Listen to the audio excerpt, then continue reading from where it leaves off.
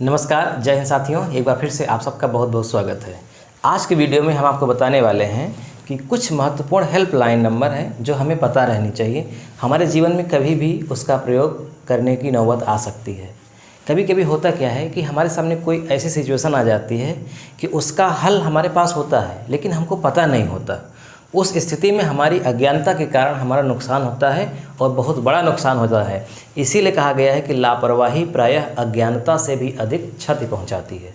तो एक लापरवाह व्यक्ति जितना नुकसान कर सकता है उतना एक मूर्ख व्यक्ति नहीं। इसलिए हमें लापरवाही नहीं बरतनी है। कुछ महत्वपूर्ण हेल्पलाइन नंबर हैं जिनका प्रयोग हमारे जीवन में कभी भी हो सकता है।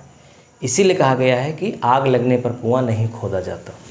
तो देखिए, मैं 4 हेल्पलाइन नंबरों के बारे में आपसे बताऊंगा। ये 4 हेल्पलाइन नंबर आपको ज़रूर पता रहनी चाहिए। इसके अलावा कुछ और भी बताऊंगा। जैसे एक हेल्पलाइन नंबर है 1915। 1915 इसका मतलब क्या होता है?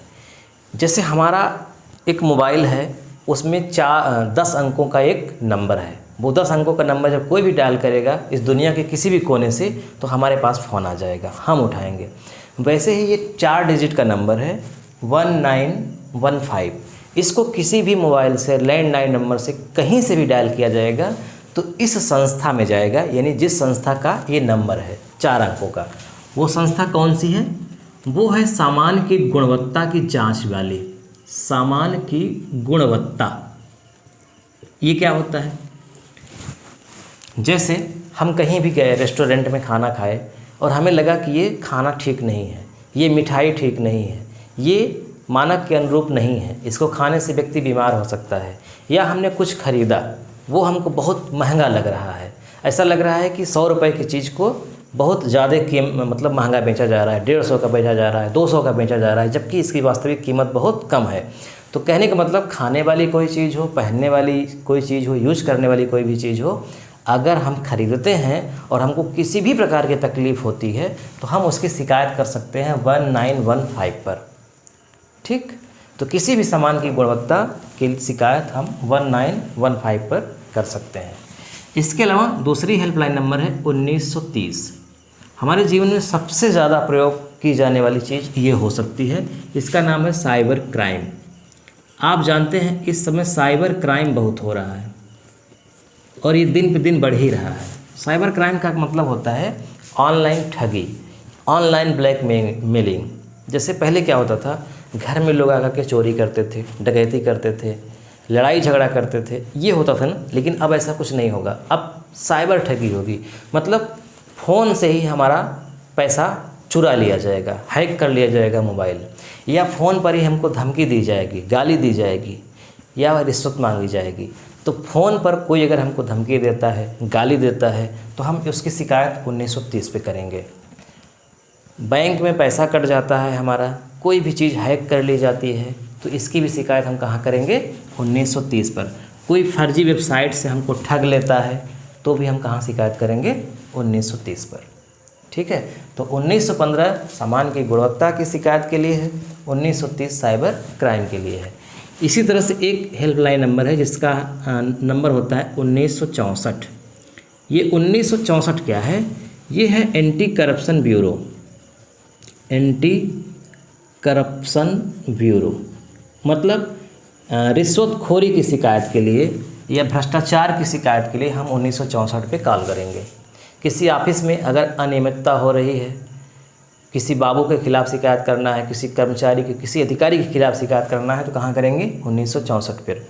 यानी भ्रष्टाचार के खिलाफ कोई हमसे रिश्वत मांग रहा है, तो काम सही से नहीं कर रहा है, तो बहाना बना रहा है, तो इसकी शिकायत हम 1964 पर करेंगे। इसके अलावा एक और हेल्पलाइन नंबर है 1973। 1973 ये क्या है? रोड एक्सीडेंट के लिए। रोड एक्सीडेंट, हम लोग रोड पर ही चलते हैं, कहीं जाना हो, कुछ भी करना हो, बिना रोड पर निकले गुजारा नहीं होता है। तो हम जब जा रहे हों, हमारे सामने अगर किसी का भी एक्सीडेंट हो जाए, तो हमारा धर्म क्या बनता है, हमारा कर्तव्य क्या होता है कि हम 1973 पर कॉल करके इसकी जानकारी दें।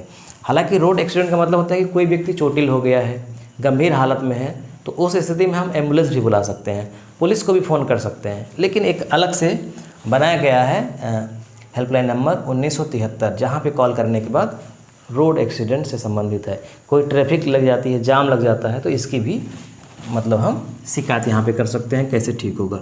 तो जो मैंने ये 4 हेल्पलाइन नंबर आपको बताए, ये हमारे जीवन में कभी भी इसका इस्तेमाल हमको करने की नौबत आ सकती है, इसलिए इन चारों को जानना हमारे लिए बहुत ज़रूरी था। अब देखिए, इसके अलावा एक हेल्पलाइन नंबर है, आप जानते हैं 100, 101, 102, 108, ये प्रायः आप जानते हैं। 100 क्या है? पुलिस के लिए है।